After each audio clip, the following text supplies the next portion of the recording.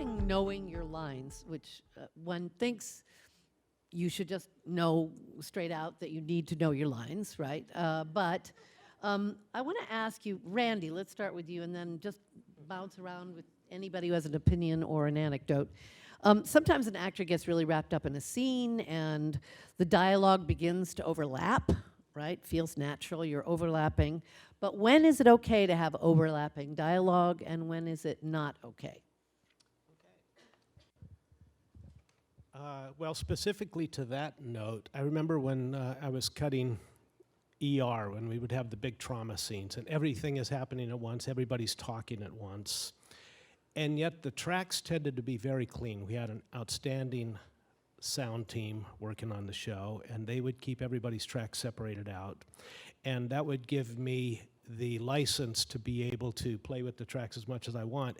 And in those ER scenes where everything is happening so fast, my rule of thumb was to keep overlapping the dialogue to the point where it just became unintelligible and then back off a couple of frames. So that if you're really listening, you can understand everything that's being said on both sides, but it's still happening at such a dynamic pace that you're able to do it. Now, I know that in the heat of a scene, that maybe it's a very confrontational kind of a scene, or maybe it's a comedy scene where everybody is snapping out one-liners, pow, pow, like that. The energy of the scene can just, well, it can create its own energy, and you can start stepping on each other's lines. Don't worry about it. Follow the performance. The performance is the most important thing. The editors will work with it. Now, if an overlap works, then we'll keep it in the scene. If an overlap doesn't work, we've got ways of cheating the lines from other takes that may be cleaner or whatever, so that we have control over the overlap. Generally speaking, the editors prefer to create their own overlaps because that gives us control to make everybody's track sound as good as possible. But if in the course of a performance, just the natural energy of the scene takes you there, don't fight it. Just go ahead and go with it. And if the director doesn't like it, they'll reshoot it. So, and these days, almost everything gets printed anyway, so the editor usually has plenty of material to work from. So I would just say, know your lines going in, understand your character, even if it's one scene in the entire show. Just know something about that character, and if you were that person, how would you respond to what's going on in that scene? And then just go out there and pretend you're that person and deliver your lines and let happen whatever happens. And because the whole thing is really your performance, and that's what we're really looking for.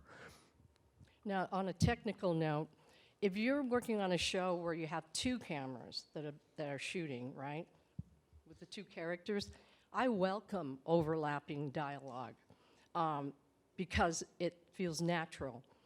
And there's a lot of actors that don't, well, it goes back to don't step on, on the lines. So then it becomes mechanical. Now, I understand that, what Randy is saying, you should always, well, actually talk to your director to see if it's okay to overlap a line. And a lot of times the sound guys would stop a performance, which is, like, to me, a big no-no when there's overlapping dialogue. But I think the most important thing is, when you're in a scene, Shelley Winter said something interesting about acting. She says, think loudly.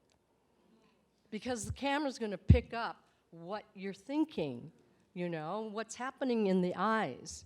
Now, when I'm cutting a show and there's a two-person scene, well, I always look at the more inexperienced actor.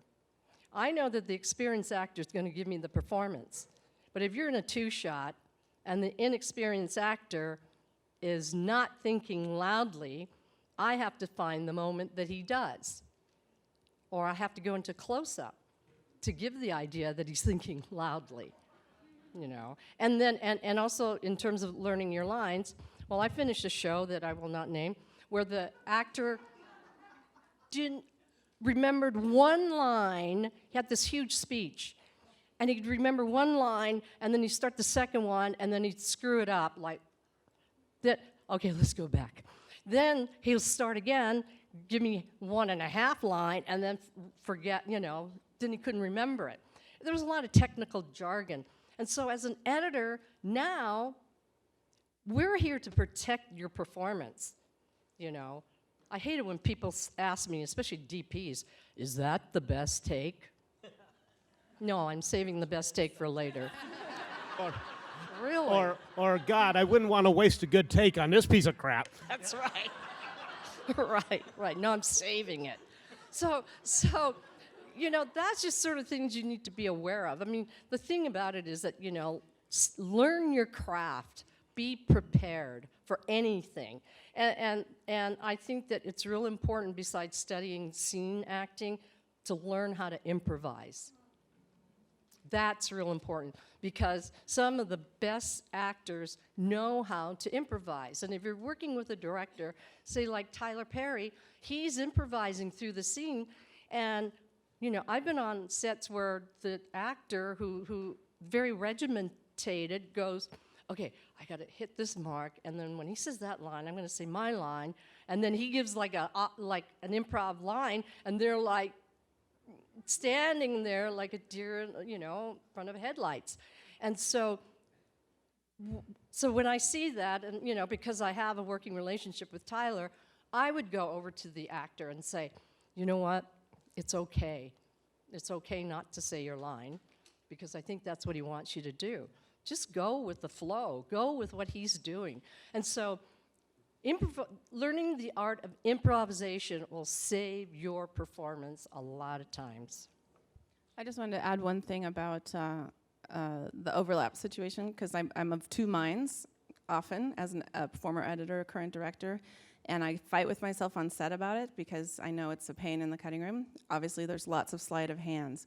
My compromise with myself and with my actors, what I tend to try to do is, if it's a two-shot, if I can see both actors or however many actors are speaking, if I can see it on screen, I don't mind overlaps at all.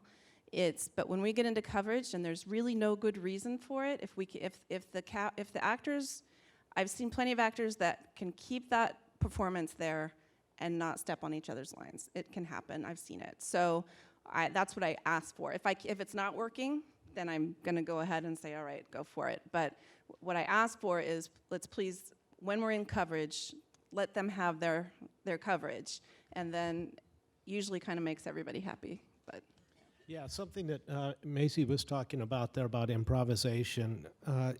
Who here has seen Larry David?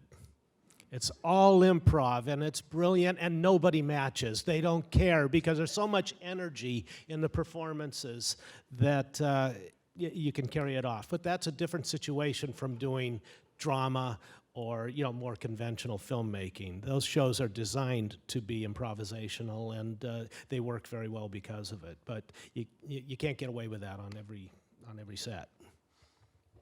Eric, do you want to weigh in on this? Well, yeah, definitely if you're in coverage but you're doing overs, two people talking to each other and you got cameras on either sides, the overlaps Like are not really going to get you. coverage. Yeah, you're not going to get into a lot of problems generally. And you can cut around things usually. I used to be very anti-overlap, but it all works out. Everything ends up pretty flexible. there's always ADR. There's always ADR.